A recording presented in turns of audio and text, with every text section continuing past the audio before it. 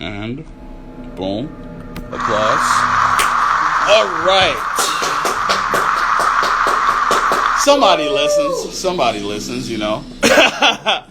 Episode 89 of Inside the Rapper Studio. Jesus fucking Christ. Thank you.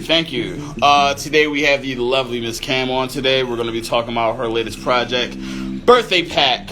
Also talking about having the perfect rollout as well. Having a lot of great things going on for this week. I really appreciate everybody's patience with this week. I know a couple times I had to go on 30 minutes late. But, you know, man plans, God laughs. I'd rather much be the comedian and make God laugh himself. So, just a few wrap-ups for this week and for this month. This month we have Score Swayze Saturdays. Last Saturday we had the world premiere of Shelf. That went pretty well. Also, with this Saturday we're going to have the wonderful collaboration between Inside the Rapper Studio and Working Title Podcast. That's going to be really exciting.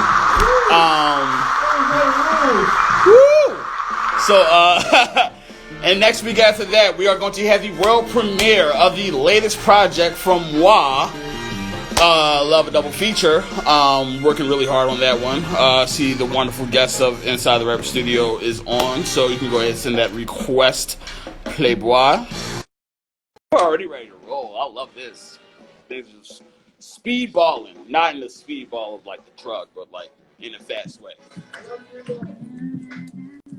Can you hear me, Cam? Yes. All right, let's get it started. Episode What is 80 it? What is it? of the Rapper Studio, of course.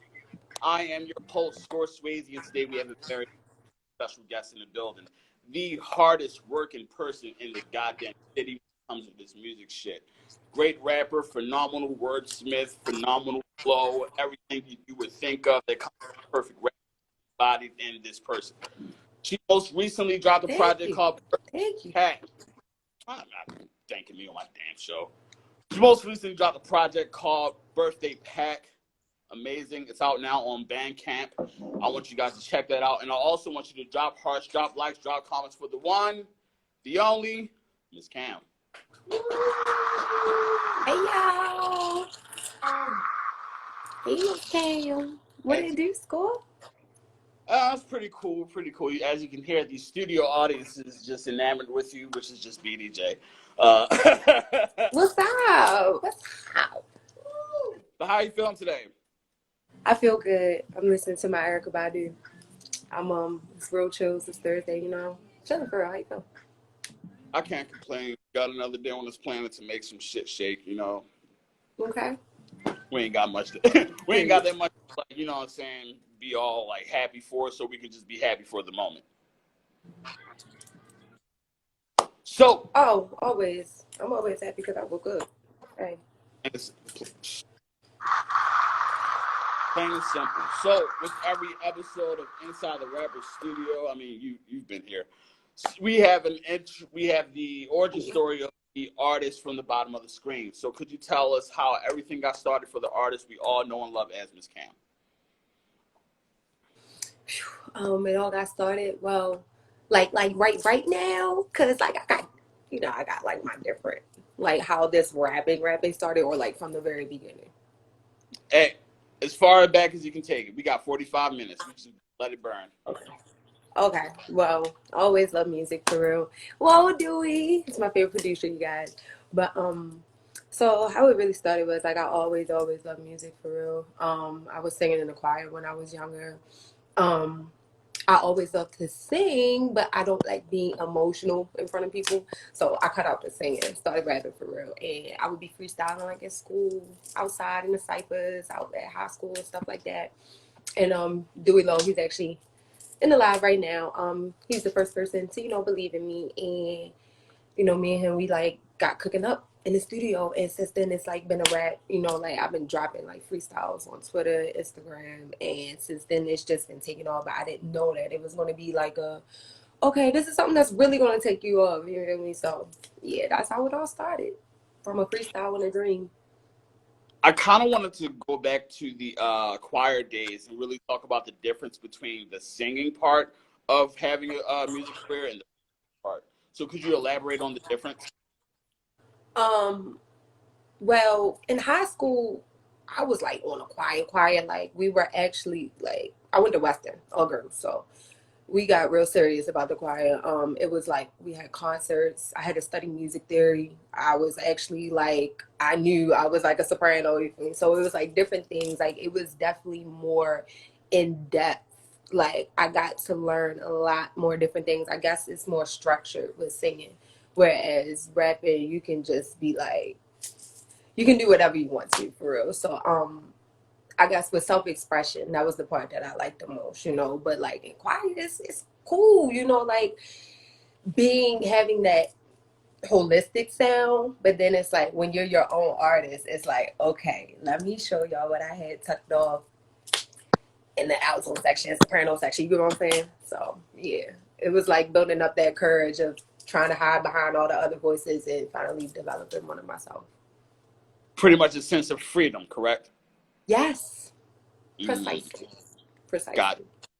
So to pretty much spread your wings and fly, you had to go amongst the rest of the flock of like singers and not just singers but rappers, especially as the rapper we know as Miss Cam.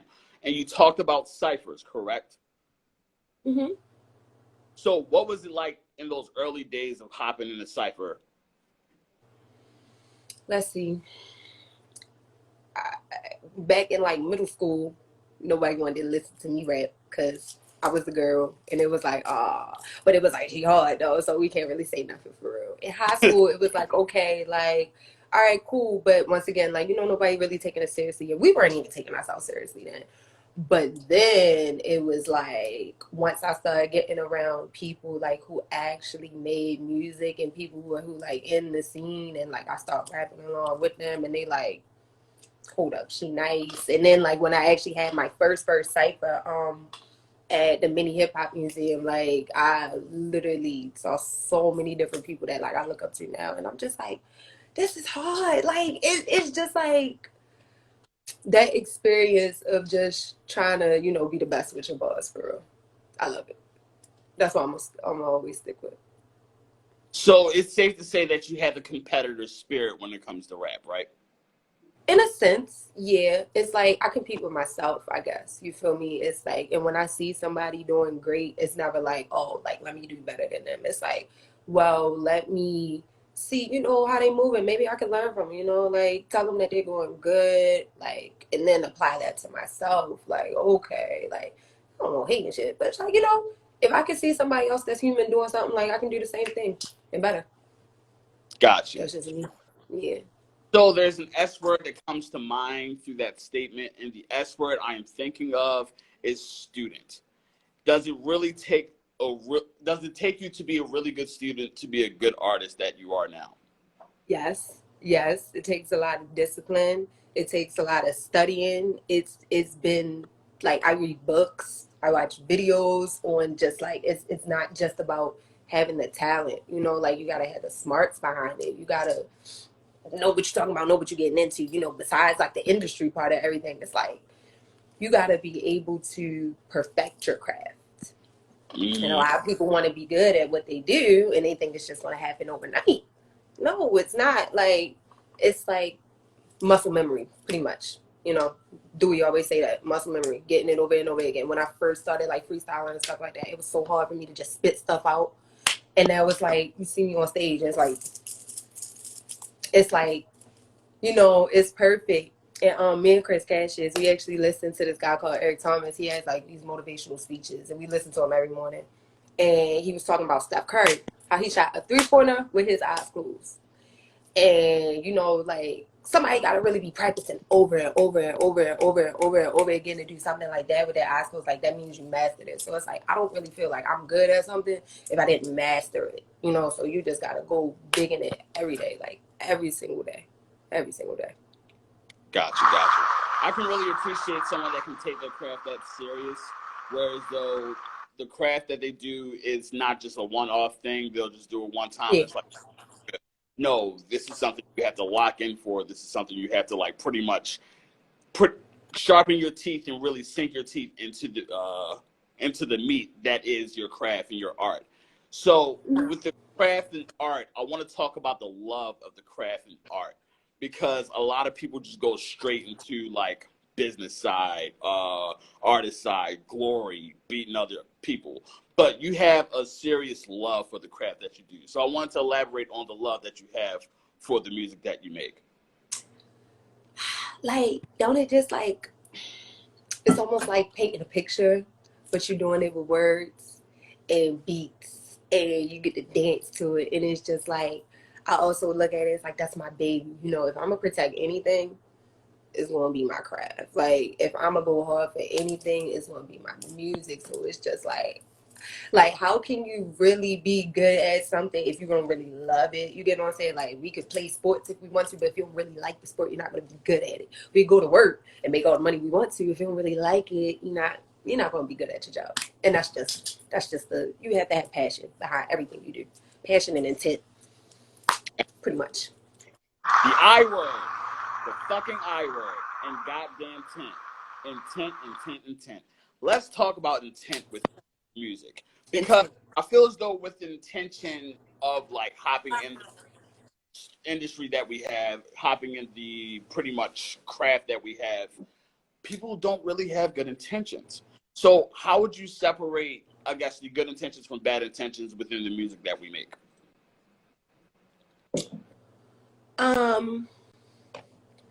That's actually like one of my favorite questions when it comes to music because as an artist, I try to be as objective as possible. We all make music for our own different reasons. Who am I to say, you're wrong for that? It's a form of expression either way. Yeah, there's people out here that just want it for the love of money. Okay, do your thing. If you're good at it, like I said, if you're good at it, do your thing. And it's kind of like I feel like people get too confused in the who's being genuine about it, who's doing this, who's doing that, and it's at the end of the day it's art that is changing the world. You feel me? Like, you hear these songs, this song is gonna, like, somebody's gonna hear it and they're gonna think like, damn, I actually want to continue the rest of my day. You feel me? Like, damn, I want to get up and dance. Damn, I'm gonna call that person, I'm gonna work it out with them. You feel me? So it's like, I think that's really all that matters. I've seen a lot of people do crazy things with bad intentions, and hey, it's gonna serve the purpose. Serving the purpose. It's gonna serve the purpose. I can't be mad at everybody. I can't, because somebody won't be mad at me and be like, well, she doing it because this. You don't know me, and I don't know y'all. I don't. Plain and simple. Yeah. Okay, so the one project that I really have to talk about because it's something that really shook the summer up essentially, is Birthday Pack. Pretty much that 4-track juggernaut of a project of an EP that you released back in late May. Juggernaut, bitch. I'm sorry, I had to say that. Like, I was like, should I say it? Should I say it? All right, I said it. I kind of just tossed it up for you. So talk to us about the pretty much the process of making this project, because we talked about Two-Face earlier in our last interview, correct? Yes. So did Two-Face turn into Birthday Pack, or is that two totally separate things? Yes. Well, yes and no. So Two-Face was supposed to be dropped the day that Birthday Pack was dropped. Big Rona came through and kind of messed up all the plans. So I kind of had to backtrack. And what the tea really was, gosh, it's like, Birthday Pack was technically throwaways, because I was so scared, like, about the samples and getting the samples cleared, because on Nasty you got so many samples. It's like layers and layers and layers, and then never ever you got like Teddy Pendergrass samples. So it's like, I was like, okay, I'm getting nervous. Like, I don't want to put the project up and then they take it down. I was like, okay, whatever. I'm gonna just put it out on Bandcamp, and I just put it out and went with it. It came up with a structure with it, came up with a plan with it, because everything I do, I don't know if you noticed, everything I do has a rollout. If everything has to be a moment, like, it has to be a moment. So I don't do anything without it being like boom, boom, boom, boom, boom, boom. So that's happened. That, yeah. And by the way, January 1st, I made it a goal that I was going to drop my first EP/project on my birthday. So that was my birthday gift to myself. So I didn't care what I did. I was making sure I dropped something. Got you. I'm actually glad you said the R word when it came to, because we mentioned this. Roll out.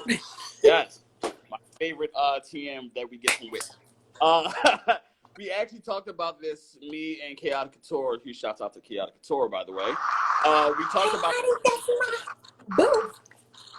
we talked about this on our interview past Monday, whereas though you almost like you legitimately had the perfect rollout. So I want you to elaborate with what the perfect rollout is in your eyes. A perfect rollout in my mind is it's uniquely tailored to the artist, to the brand, and then to the direction that they want to go. So a rollout isn't just promoting your new song. A rollout isn't just posting pictures. A rollout isn't it's not that. It's like, okay, how many people do you want to reach?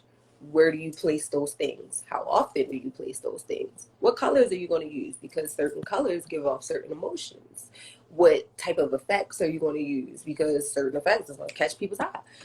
People have a short attention span, and that's what I learned about music in general. People don't pay attention. It doesn't matter how hard you are. People are going to look at you for 30 seconds and be like, okay. And that's that. It's on you to make sure that you keep their attention. That's what a rollout is. Keeping people's attention. Letting them know, hey, this is going on. You got to do it right. So, yeah. I'm kind of mad you just stringing through my notes right now because I wanted to talk about like online presence too, and I didn't want to just rush the goddamn interview because like, are you reading I'm sorry. No, we can take our time. Hold on. The crowd doesn't like you reading my notes. Shame. But we have to talk about online presence because quite frankly, I feel like out of all the artists that we pretty much work with in the city, you have the most stout online presence. So Where? You think you so? might not think that, but as a person that has to pay attention to this shit because I'm technically media and I don't want to be media, it's very stout, it's very strong, it's very out there, and it reaches everyone. So how would you describe your online presence? It's also strategic in a sense. Because it's like, I try not to get too consumed in social media for my own mental health. You know what I'm saying? Like, because people are negative and I don't got time for that. So, I do my part, like, as an artist, like, okay, let me make sure I'm making myself seen. Like, you see my work first. Like, that's the first thing ever. Like, I come up, good morning, everybody. Put some good, positive messages in people's ears. But it's like, first things first, I'm an artist. I'm going to share my thoughts and stuff like that. But it took a lot for me to kind of, like, bring it in and reel it in and realize, hey, like, you gotta be centered with your brand. So I guess once I realized, like, okay, like, this is kind of like a forever kind of thing, I was like, all right, let me just, start saying how I feel, speaking on topics that are me, that are true to my brand. I'm, about to see me talking about nothing I wouldn't talk about in person. And if that's that, I'm just not going to talk about it. So, yeah, that's that. And just, being like, I don't know, like being myself. I don't know. It's nothing I think. I just be being me, bro. Like, Because I feel like like, I have like a problem with like the consistency of really just trying to be in the face of like people on the internet all the time. And I feel as though like you even tweeted about it one time, whereas though like you really don't want to be online all the time, but like it's pretty much the job as an artist to be in the front of the audience. So I wanted to talk to you can I say about. something real quick? Oh, go ahead. Oh, because I was going to say, I feel like it's crazy. I think it changed with the times. Because remember back in the day, you didn't have access to no celebrity, whether it was TV or magazines. And then once we had the internet, you might have seen something on the internet or AOL, Yahoo, whatever. But it's like now it's like instant access. Like people think they're entitled to artists' every look thought because they talk about it. No. No. No. So I just wanted to say that. It's completely fine because it really just encapsulates what's been going on in terms of like artists' interaction with the audience in the 21st century. Even in the year 2020, where everything's shut down, you have to be on social media for people to kind of like still know that you still make still somewhat relevant within People the know you music. exist. That Honestly, one, before music, I was deleting my social media. Like, I was under the radar. Like, I was perfectly fine without having social media. Like, I'm literally that kind of person. Like, I'm truly an introvert. I stay in the house. Look, I eat my food. I be with my man, making my music. Like, real chill. You know, it's like, I'm chilling. It's a lot. I It's a have to lot. pull a card right here. I'm not because you mentioned like deleting social media. But one thing that didn't delete is a very viral tweet that went famous a few years ago. It was from a Kanye song. Could you tell us what Kanye song it is? Said she wants some Marvin Gaye, some Luther Vandross, a little Anita. Definitely set this party off right. What was it like tweeting that, I guess, miss lyric and just like having that shit explode in like less than a day? First of all, I want to say 16 or 17. I think I was maybe like 16, 17, just tweeting, minding my business. I don't got too many followers. I'm just geeking. I come into school the next day. Kamaria, you're stupid and shit. I'm like, what did you happen? They pull it up on Twitter, and that was the first time I even experienced anything going viral. Like, that was the first time I heard the word, like, but well, not heard the word, but you get what I'm saying, like, in the sense of like Twitter and stuff like that. I was like, I didn't even know you could get this many retweets on something. So like, it was just like, what does like it's just so funny to see how one is really a such thing as a collective consciousness, because I find it funny how a lot of people thought those were the same exact lyrics. So that was funny. And two, just like how it kind of became a trend after that of people like kind of messing up the lyrics of songs and posting them and stuff like that. So I was just like, did I kind of start something? But I ain't really, I didn't feel famous or nothing. Just like, okay. Did any like type of, like online media, like blogs or anything like try to contact you over that tweet?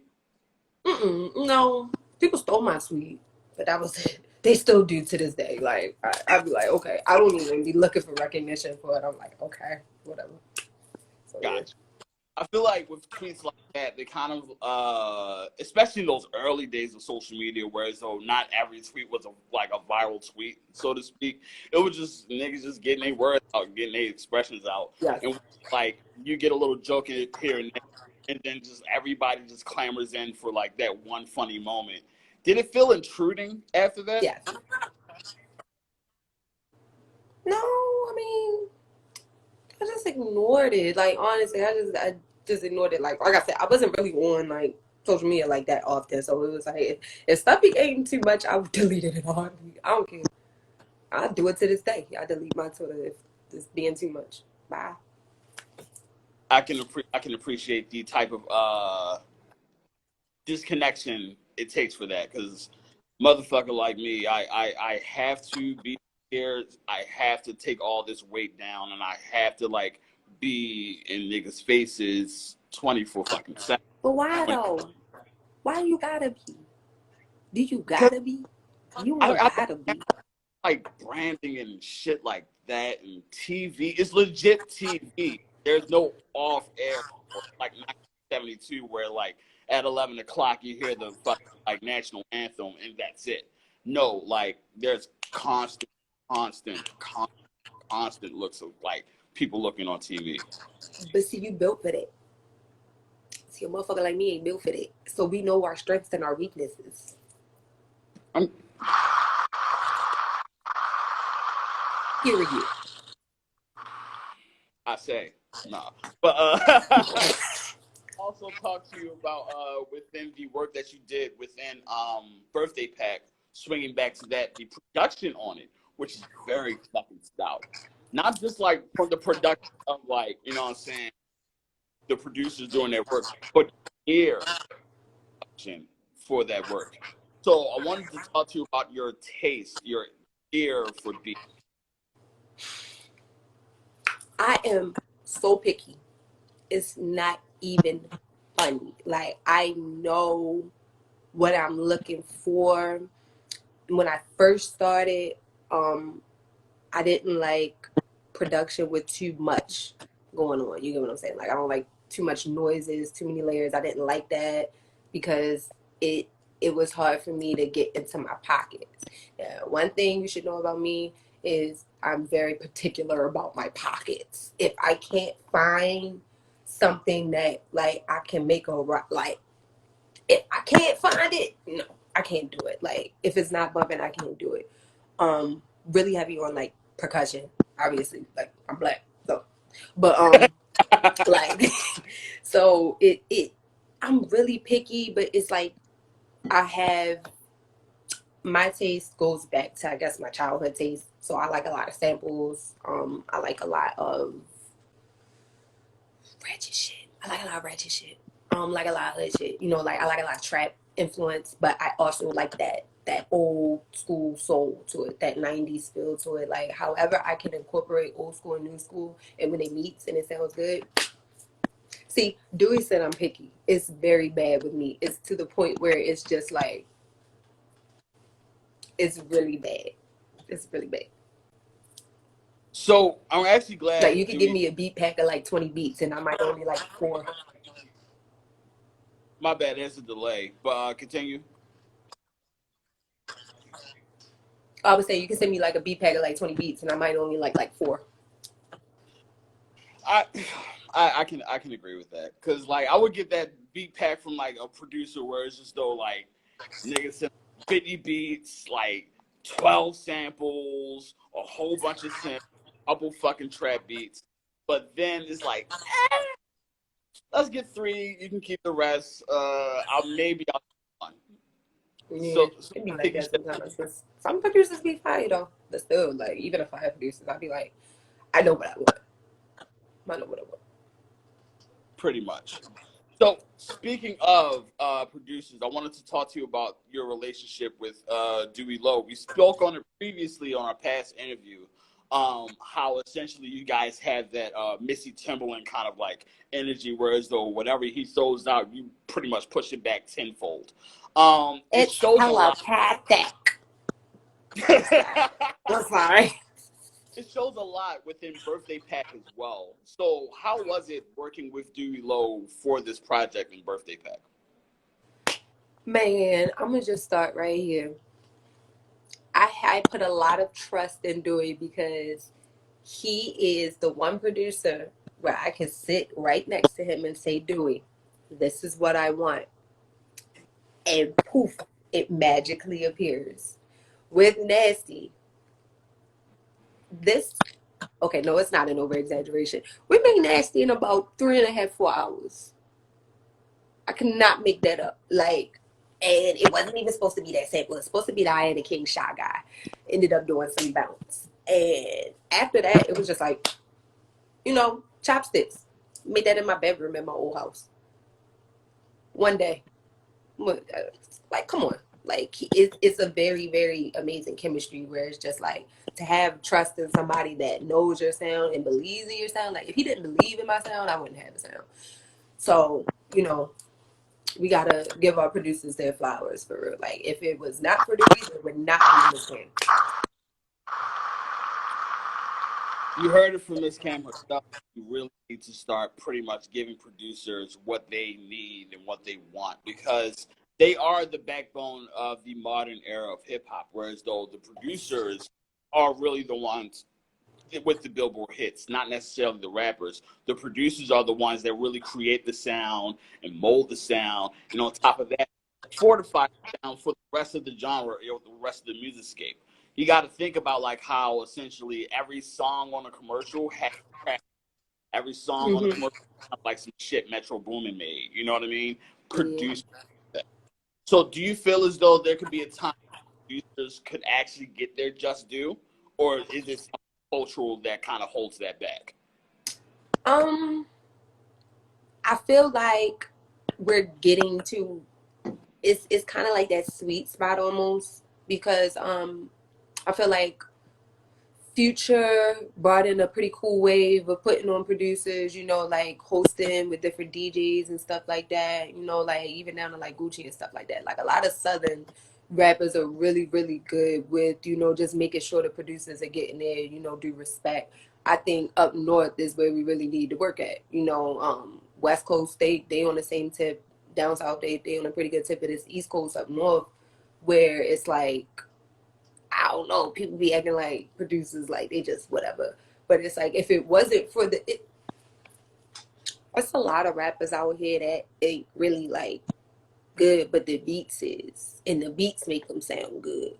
So you know, it's a very humbling fact, but you know, but it is going on. You know, like producers is getting their love. They're getting their love, and I mean, it has to come full circle. Everything comes full circle, so of course it's going to happen. I see it happening very, very soon. Absolutely. I feel like honestly, even in the scene that we're in now, like due to like pretty much events like Beat Trip or events like Beats Bars and Brushes and things like that, that really Yes, put the producer in that forefront and really put the producer in that spotlight, and they shine yes. pretty. Um, do you feel as though the producer in today's age could be the stars one day? Because I saw MF and God put that right there. Do you feel as though they could be the stars right now? Yeah, when you say stars, what do you mean?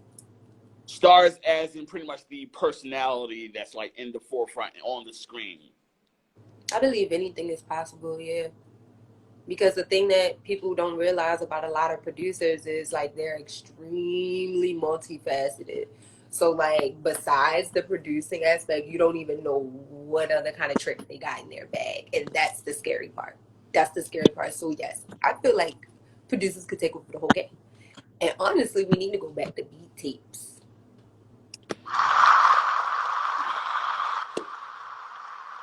Making it a thing. I'm I'm so glad you said that because do you feel like the beat tape is dead? No. I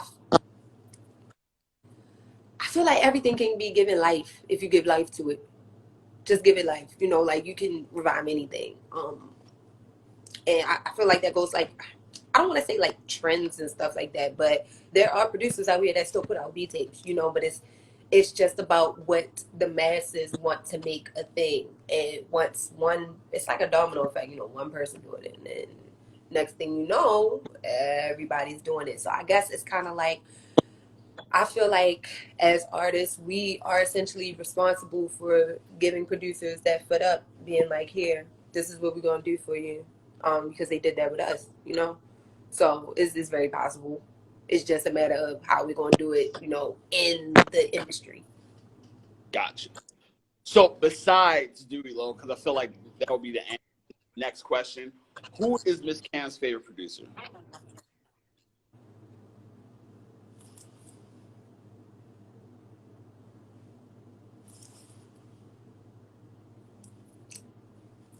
I wish I'm I not had to. even gonna lie. I would have to say Pharrell at this point. At this point, I would have to say Pharrell. Have you seen that man's discography? There's a statistic that's flying out there that says in the year, I believe it was 2004, he had 74% of radio hits. Like, if I ever meet this man, I will tell him he created the soundtrack to my life. Literally, from this day, every song, like every childhood song, he produced it. Every single one of them. So yeah, he's definitely he's pivotal. He's pivotal. He the goat. I'm actually glad you mentioned Pharrell because you actually have something called Freestyle Fridays, which is phenomenal, by the way. I have to give you that credit. Do you feel as though you could kind of like tie in that love for Pharrell with Freestyle Fridays in like a certain like series per se? I could do that. I could do that. You actually just gave me an idea because like the Freestyle Friday series is about to start again next week, so you heard it here. But but so so yeah, most definitely. I often like rap on like a lot of 90s beats and stuff like that. So I never thought about that. But yeah, that would be pretty cool. I would do that. Lovely, lovely. Yeah. Uh, I haven't done this all interview, but thank you very much for even joining me. I was gonna say, am I in trouble? Thank you. I know I hate when people get me on my show. I ask y'all to join my show. Y'all never ask me. I always ask y'all. Y'all could have curved me. Y'all could have curved me, but you didn't, and I'm very Why grateful would I for it. cut? Come on, you. Some people have tight. Yeah, I appreciate it. Thank you, but some people got tight schedules. But people make it work. So thank you very much for joining me on Thank this, you. having me pretty much give a great interview once again. But this time it's actually savable. Thanks, IG. Oh my But gosh. yeah, because Last time was horrible. oh my god, Horrible. It's okay I though, think that because everything it worked out. I think that episode is the reason why at the end of every episode of Inside the Rapper Studio, I have to give a grade to IG and how they do with the live connection. Like that episode right there was just like so fucking frustrating It because took I like think an niggas. hour 30. Cause that's how many I have times it was 40. messing up. It was a 45-minute set, and like that shit just dragged and dragged. And I try to play a song in the middle of it. It's just like, uh, uh, and like glitchy and Wouldn't let us shit. win. Wouldn't let us win. Whatever. But We winning today. I'm about to say, but I'm glad we have an actually solid connection today. And I have to thank everybody live for one. Huge shouts out to Thanks Rick Jacob. everybody that showed up. And shouts out to Styles Bond. Shouts out to Torian. Shouts out to MF and God. Shouts out to Big Juba, the videographer of the latest project and latest video itself. All my favorite people. We got Title D Kane, we got Peace Russie, we got Beth Banger, we got Ziggy. Ziggy's in. Oh, Ziggy don't never be in my goddamn lives. Now she in my motherfucking lives. Look at you. Also got L Cook. Who else we got in here? King Khalel, Ryan Miller, Jeez Louise. A lot of folks. So, Miss Cam, not only you are a rapper, not only you are a soprano, but you're a painter. Hold up. Listen.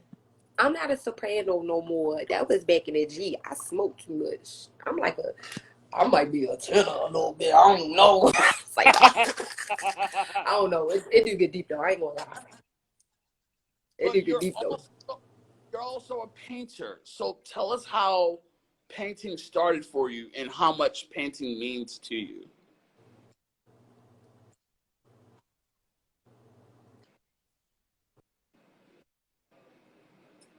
Did you hear the question? Oh, it's broken up.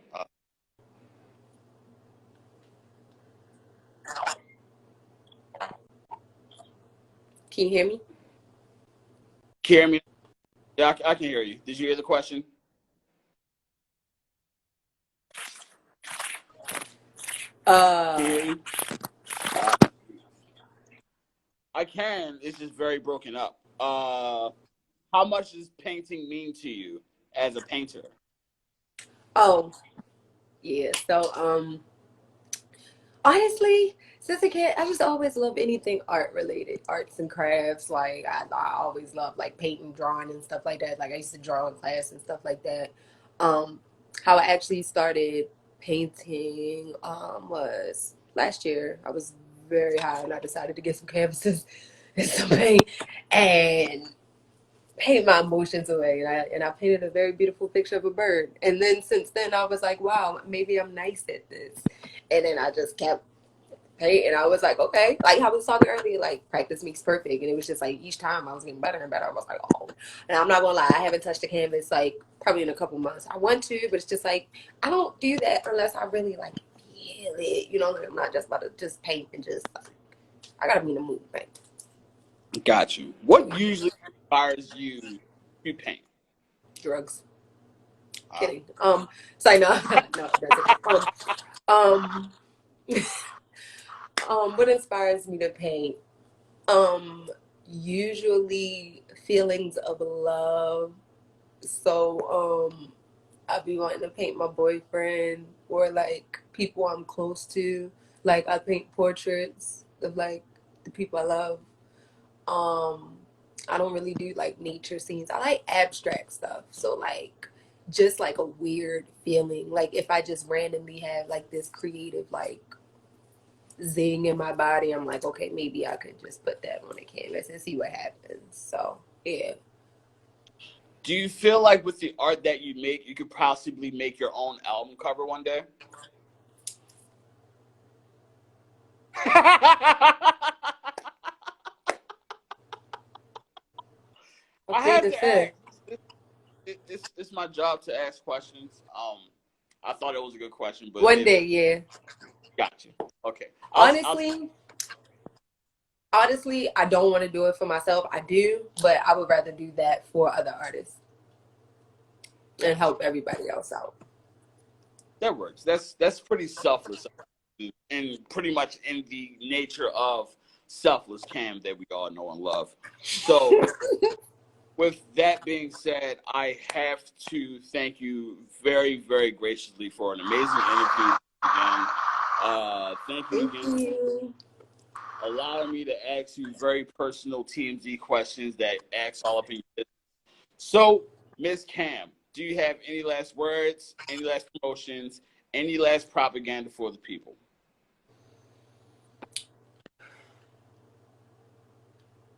Wow, my head just went so many places, and it's just like, thank God I have media training. That's all I'm gonna say, cause I,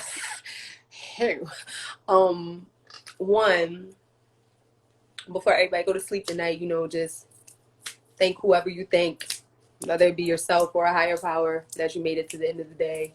Um, hope you wake up for another one. Thanks for joining us. Your experience matters to me just as much as it matters to you. Thanks for being alive, existing. No, you ain't had to do that. You ain't had to do that, but you here. So that means a lot to me. I don't know if it means a lot to anybody else, but I care that you still here. So yeah, I just want y'all to have a good night and have fun. And before you go to sleep, say, "Hey, Miss Cam." Before you go to So, sleep, though. coming up next on Inside the Rapper Studio is the person that actually just joined the live, Chris Cassius. We're going to be talking about a lot of things in this interview. Also, talk about his project that he just recently dropped is tomorrow, which is such great fucking Manana. Anyana, which is 6 tape, volume 1.5. Streaming, Bandcamp, buy it, all that stuff. Learn I'd it, like to love thank it, remember everybody it. that just live, whether it's 1 second, 1 minute, or the entire show. I really, really would like to thank IG for not fucking up this time. Really was like I was really waiting on it, and I was like, all right, it's gonna happen. It's gonna fucking happen, and it didn't happen, and it's because of you. Thank you, IG, Thank for you. tonight. So, from your wonderful host of Inside the Rapper Studio, Score Swayze, and our wonderful guest of episode 89. Jesus fucking Christ, I've been doing this for so long. Miss Cam, once again, thank you very much for joining me tonight. And thank you guys as always. Wash your hands, wear a mask, and stay in. Be safe, y'all. Love y'all. Thanks Thanks for